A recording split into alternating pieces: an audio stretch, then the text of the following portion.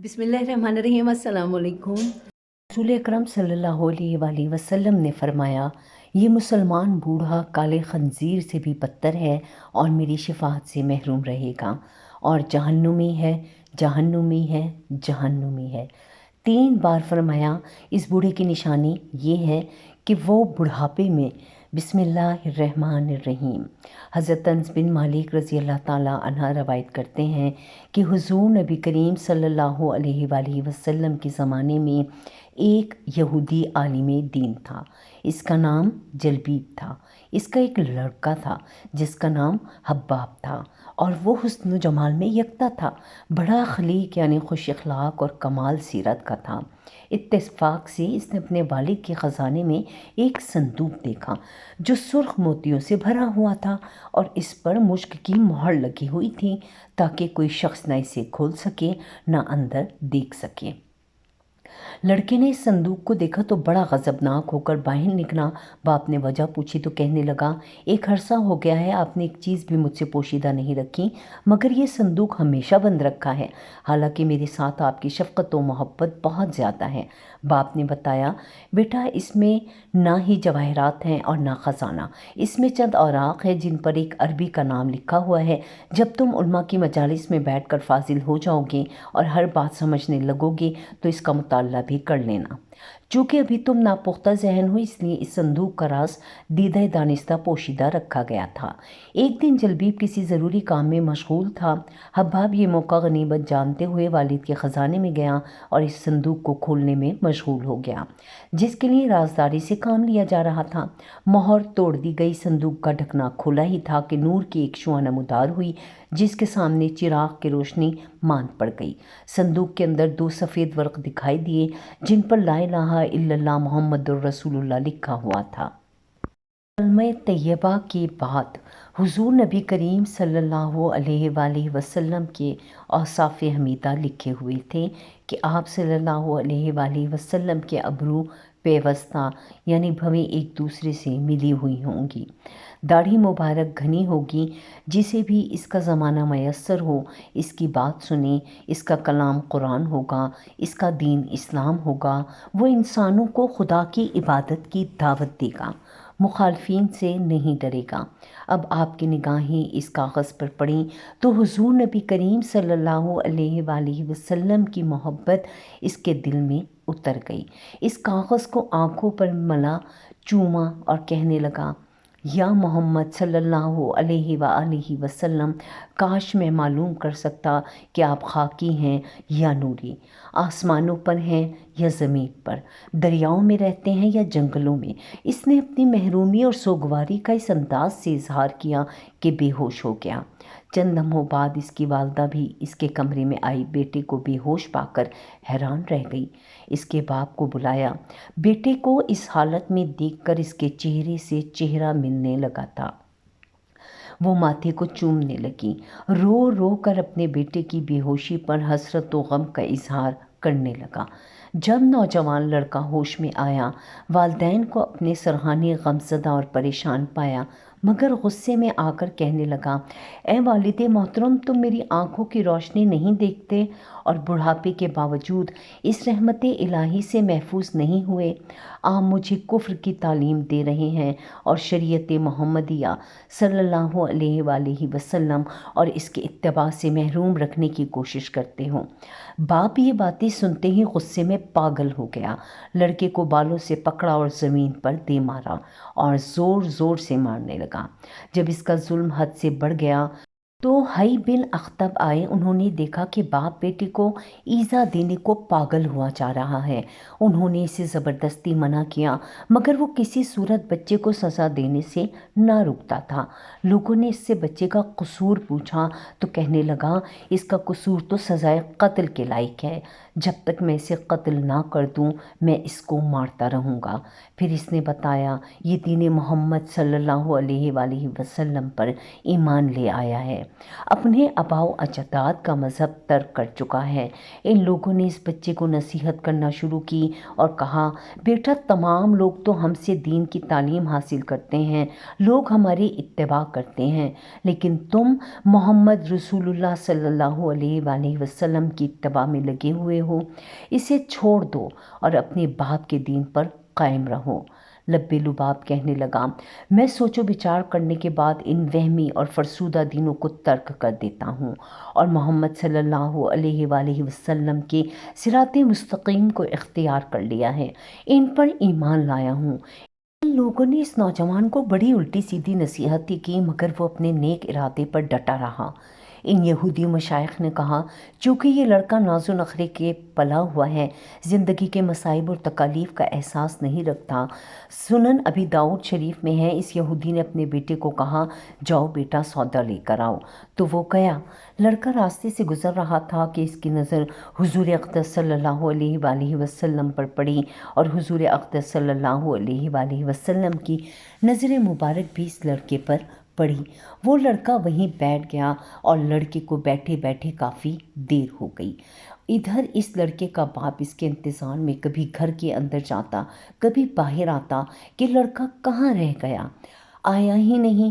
ابھی تک اس کے انتظار میں سورج غروب ہو گیا اور مغرب کی نماز ہو گئی۔ جب لڑکا مڑ کر شام کو گھر آیا تو باپ نے پوچھا ارے نادان اتنی تاخیر کر دی واپس آنے میں۔ باپ نے بڑے غصے میں کہا کہ بڑا نادان اور پاگل ہے، میں نے کہا تھا جلدی آنا، تم اتنی دیر کر آئے ہو، اور تمہیں سودا لینے بھیجا تھا، تم خالی ہاتھ واپس آ گئے۔ اس لڑکے کے باپ نے زوردار آواز سے کہا سودا کہاں ہے، سودا کہاں ہے؟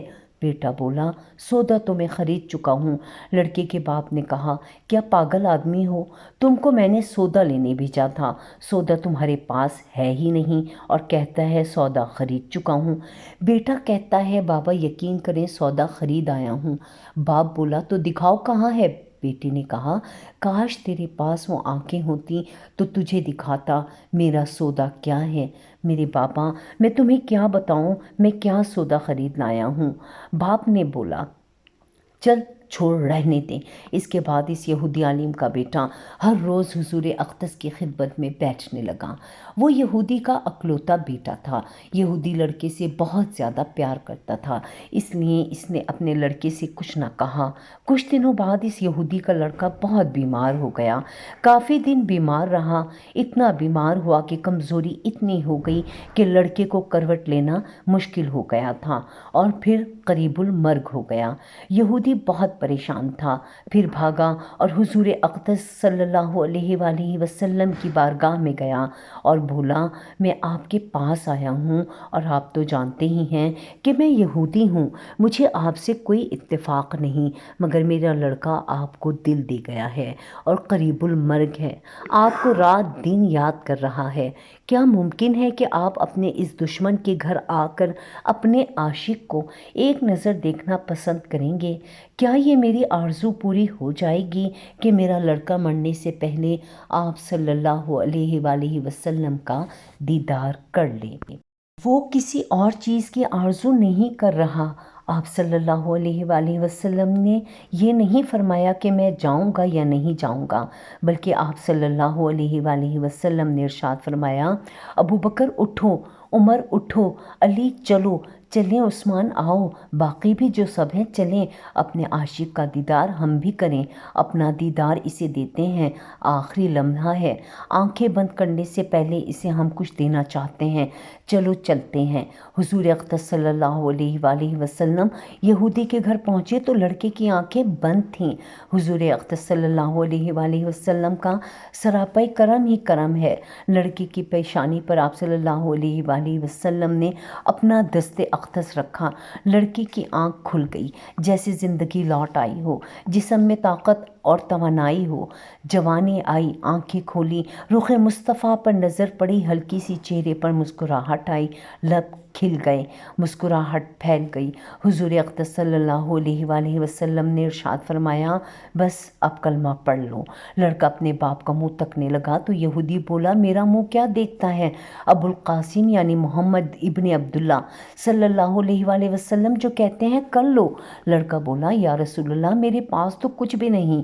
آپ نے فرمایا، بس تم کلمہ پڑھو، میں جانوں اور جنت جانے، تم میرے ہو جاؤ، جنت بھی تو میری ہے، جنت میں لے جانا یہ میرا کام ہے۔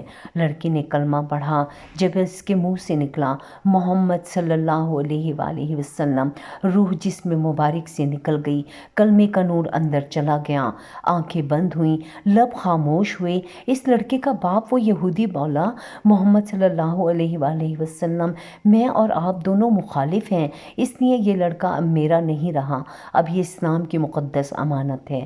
کاشان نبوت صلی اللہ علیہ وآلہ وسلم کا اس کا جنازہ اٹھے گا، تبھی اس کی عزت ہے، لے جاؤ اس کو۔ پھر آپ نے فرمایا، صدیق اٹھاؤ، عمر اٹھاؤ، عثمان آگے بڑھو، بلال آؤ تو صحیح، علی چلو کندھا دو، سب اٹھاؤ اسے۔ حضور اقدس صلی اللہ علیہ وآلہ وسلم جب یہودی کے گھر سے نکلے تو یہ فرماتے جا رہے تھے، اس اللہ رب العزت کا شکر ہے جس نے میرے صدقے سے اس بندے کو بخش دیا، اس اللہ رب العزت کا شکر ہے جس نے میرے صدقے سے اس بندے کو بخش دیا۔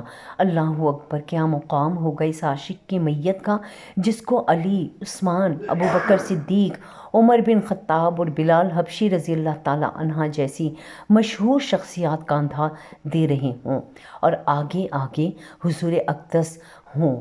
قبر تیار ہوئی، کفن پہنایا گیا، حضور اقدس قبر کے اندر تشریف لے گئے، قبر میں کھڑے ہوئے اور کافی دیر کھڑے رہے اور پھر اپنے ہاتھ سے اس عاشق کی میت کو اندر اتارا۔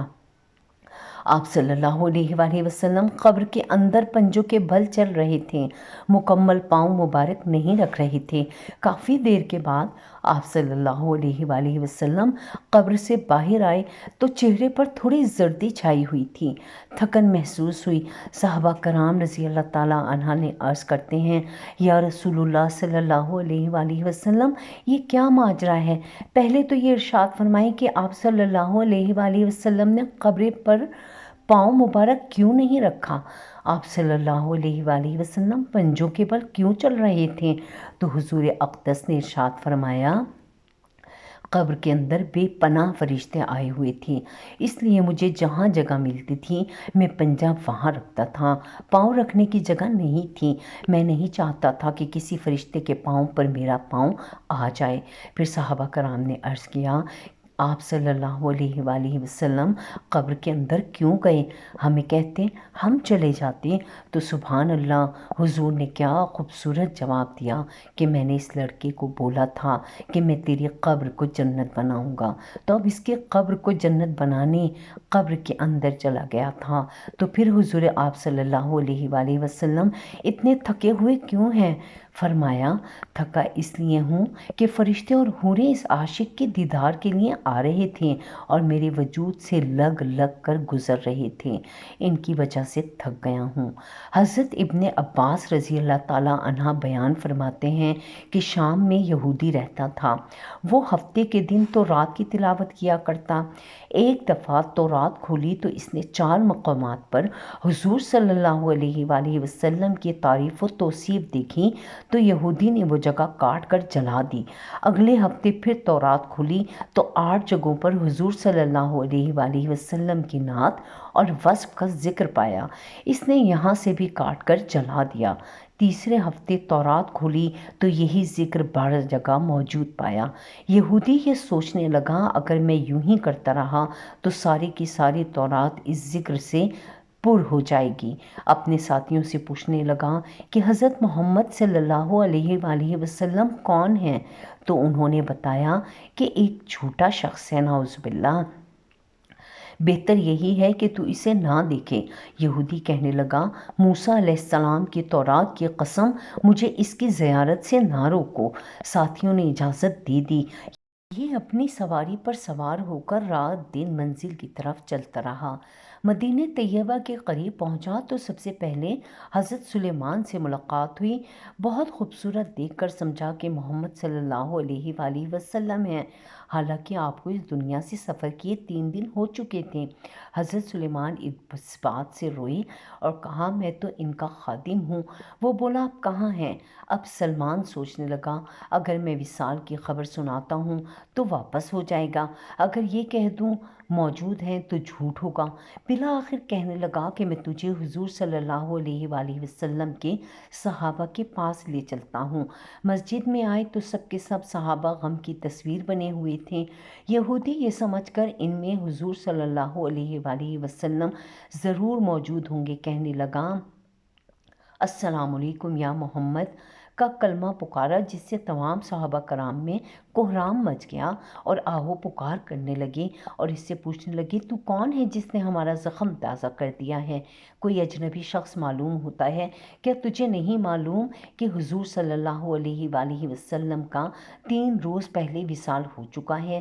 یہ سن کر وہ یہودی چیخنے لگا ہائے میرا غم، ہائے میرے سفر کی ناکامی، اے کاش میری ماں مجھے پیدا ہی نہ کرتی، اگر پیدا کرتی تو کاش میں تورات نہ پڑھتا، اور وہ بھی پڑھی تھی تو کاش آپ کی تعریف و توصیف پر نظر نہ پڑتی، اگر یہ بھی ہو گیا تھا تو مجھے آپ کی زیارت نصیب ہو جاتی۔ پھر کہنے لگا یہاں پر علی موجود ہیں جو مجھے حضور صلی اللہ علیہ وآلہ وسلم کے اوصاف اور حلیہ مبارک کا تعارف کرائیں۔ حضرت علی رضی اللہ تعالیٰ عنہ آگے بڑھے اور فرمایا میرا نام علی ہے۔ وہ بولا میں نے تیرا نام تورات میں دیکھا ہے۔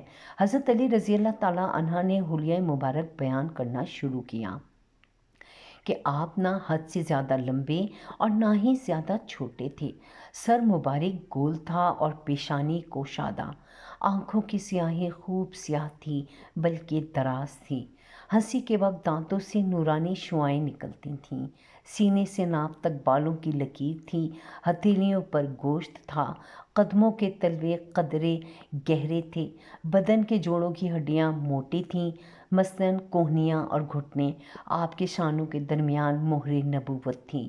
یہودی کہنے لگا علی تو نے جو کچھ بتایا صحیح بتایا، تورات میں آپ کی تعریف و توصیف اسی طرح موجود ہے۔ حضور صلی اللہ علیہ وآلہ وسلم کا کپڑا ہو تو میں اسے چومنا چاہتا ہوں۔ فرمایا ہاں۔ سلیمان جاؤ فاطمہ سے کہو اپنے بابا کا جبہ ذرا بھیج دو۔ سلیمان دروازے پر آئے اور آواز دی اے فخر الانبیاء کے دروازے۔